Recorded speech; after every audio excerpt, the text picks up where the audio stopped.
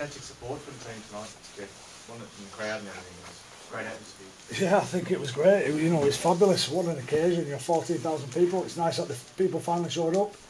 The ratio, I think, the Irish really turned up in numbers tonight. To feel that energy and to hear the noise. I think that's what that energy was that spurred the boys on and picked them up at crucial times. But yeah, just to the crowd, thanks very much for rocking up and supporting the boys. But where did that support come from, and why hasn't it been at the other games in those sort of numbers? I'd like to know myself. You can ask that question and come back to me, but I just think, again, whether it's that game or the 2 games before, I just think to get it on tonight's occasion and such a big game, it's great for the game, isn't it, as a whole. But it does make a difference, doesn't it? It makes a difference for these boys and for us as staff, and it's just nice to see on such a big stage that we get a big backing against such a great team as New Zealand. You gave them plenty to cheer as well, didn't you, Jane? Yeah, the boys didn't die wondering, did they? I dared them to be brave, and they went out and stuck it into them.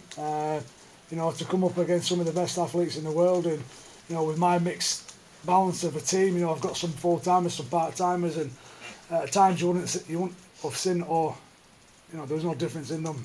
So I'm immensely proud of the boys. With Maria Hargraves, you wondering what you're going to do to get sent off? I'm filthy with it.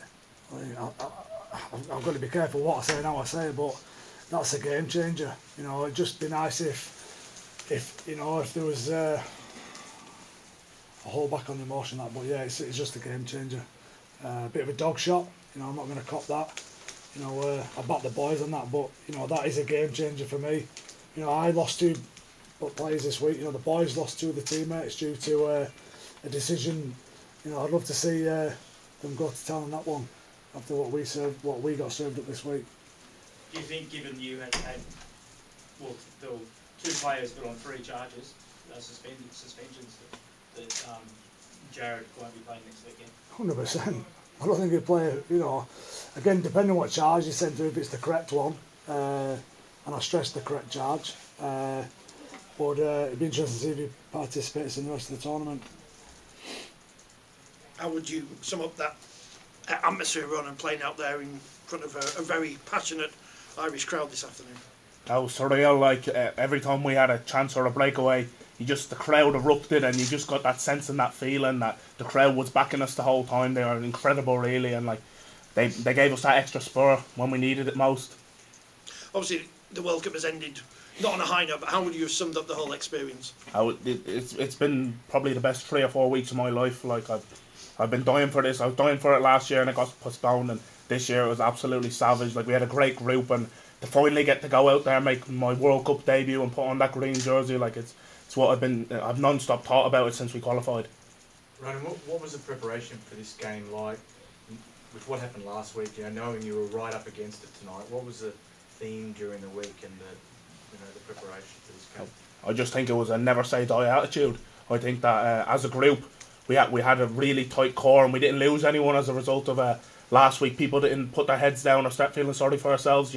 We said, listen, we still have 1 more game to play. And obviously our backs were against the wall, but we wanted to come out swinging and put it on arguably one of the best teams in the world. So that's what it's all about. We're the fighting Irish, and we just want to, I suppose, show the world that, listen, we're a small island, but there's a lot of talent from where we're from, and we have a lot of passion with what we do. And obviously they're a massively special country, and they're talented players, but it's 13 blokes with 2 arms and 2 legs against 13 blokes with 2 arms and 2 legs.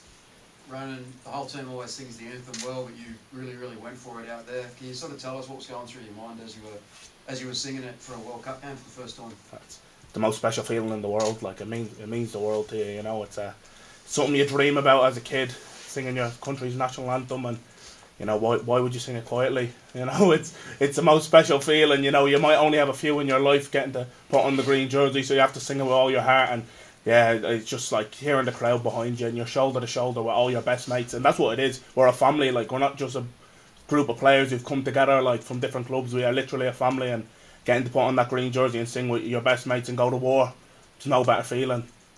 Did you have any family or friends here tonight, Rob?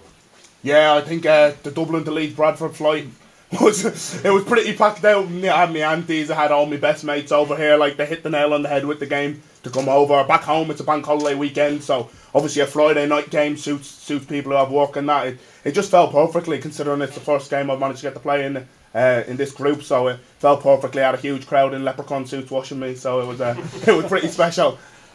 Ged, do you think tonight showed that the Irish brand is something that is commercially viable in this country, and that if you played more, people would be able to, you know, it wouldn't just wash its face, you know, the authorities could actually make a success of events, you know? Yeah, 100%. I think there's a product there. I think there's an entity or an identity there that we can fuel and drive. You know, I just hope somebody switch on and back it and drive it. You know, there's a bag of talent there waiting for it to take off. I just need someone to drive it, and I'll be behind it very quickly.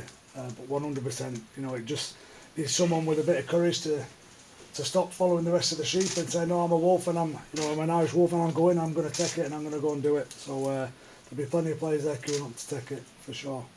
Ged, mathematically you're still in the tournament. Do you give Jamaica any chance of doing you a favour on Sunday? Good question, that, isn't it? You know, we were going to ride out to Sunday, but sadly, the way the schedules have been put together, some of our players depart tomorrow, believe it or not, which is sad because we don't get to close down house as a squad, but we should have been given the chance to see out to Sunday and then close down as a group and finish the stages together. But sadly, some of our players have to depart tomorrow. Are you going back home in the off-season, Ronan? Are any of the boys going back over to Dublin? Yeah, I've no doubt. Like, once we see out Sunday, there'll be a few lads who'll be keen to go out and see a bit more of Ireland and come on a little tour with me. But yeah, I'll get home for the off-season as well and spend time with the family and get ready for pre-season. For some of the heritage boys, have you kind of taught them a bit about the Irish history and stuff like that over the last couple of weeks? Well, I don't think we have. We're all Irish together, you know what I mean? Like, anyone who's willing to take time away from their off-season is Irish to me. But yeah, absolutely, all the lads have bought in and they've been willing to learn about where they're from, and they've all gone away in their own time actually, and it's taken no effort or no push from anyone for them to go away in their own time and learn about their family and speak to their relatives about where they're from. And they all came in knowing, like, listen, I'm from here, there, and this is my history and this is my bloodline, you know. Whose shirt have you got there, Ronan? I have Isaiah Papalides. Was there a couple of players out there you thought you were looking up to a couple of years ago? Bit of a dream, not only playing for Ireland, but against some of the best players in the world. Yeah, like, you know, obviously there's a lot of special talented players that you watch week in, week out, blokes who've won grand finals, played in grand finals and played at the top level of the game, and you do aspire to play against them, but you also aspire to, I suppose, give them a bit of a whack and test yourself against them. There's no better stage to test yourself as a player. Like, it's what you dream of, playing against the best. Okay, last call. Anyone else? Yeah, Ged, it's only 3 years to the next World Cup. Can you keep this? We look to keep this group of players together, then try and build, or what's the? 100%. You know, it's a man's dream, isn't it, as a coach, to keep this great pool of players together. But obviously, you know, they've got to go back and get into pre-season, focus on the season commitments. You know, we've got to put our schedules together. We've got to get the board to back it. But one thing I will say is there's lots of things in the diary moving forward in terms of activity for our teams, our stress teams, women's, men's, you know, the juniors, the wheelchair, the masters.